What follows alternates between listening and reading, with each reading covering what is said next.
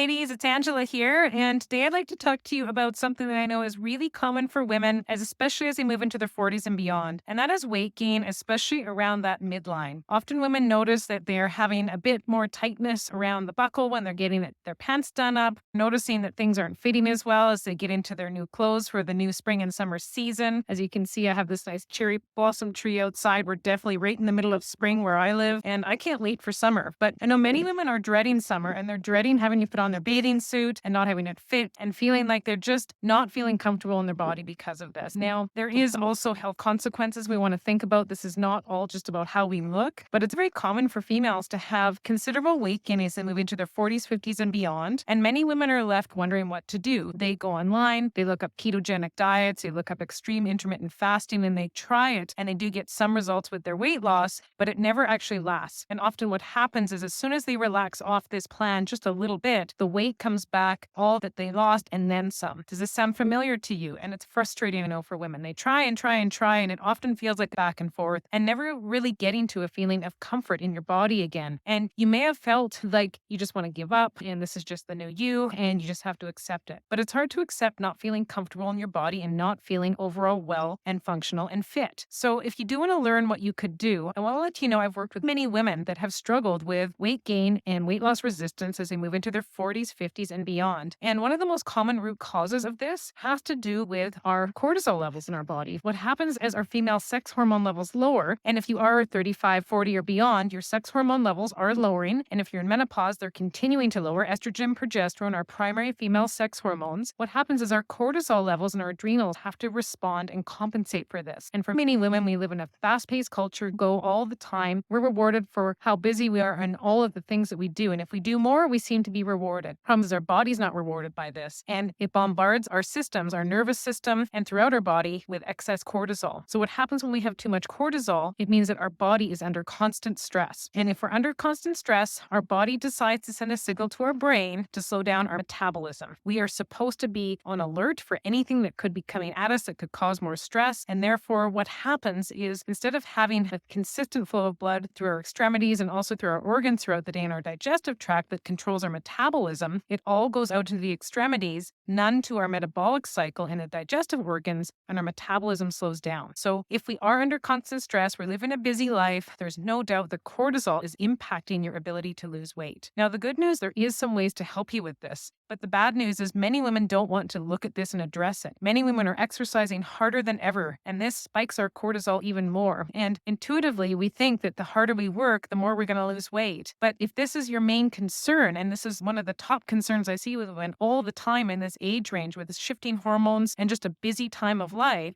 we actually need to do some things that are intuitively the opposite, and that is to slow down, look at the flowers, smell the roses. It sounds so cliche, doesn't it? But we actually have to slow things down in our body so that our metabolism can speed up. So we still need to be exercising and moving our body, but we need to be doing it in a way that's not putting it under significant stress. There's so many other strategies that we can take to learn how to rebalance cortisol. And when I do work with women one-on-one, I actually do go through what's called a stress questionnaire, and we learn your stress subtype, and we can actually help you get very specific with the ways to help you improve and balance and lower your cortisol so you can improve your weight and your metabolic health both now and for years to come. Often we even have a personality type with how we manage and produce cortisol and whether we're resilient to it or not as we age. So I'd love to help you go through this. If you are interested in learning more about how you could prioritize learning where you're at with your cortisol to help you manage your weight for the long term, if you're tired of struggling with diets, extreme exercising, and really extreme plans to try and get you on track with your weight and your overall feeling of feeling comfortable in your body, you may want to reach out to me because I help women lose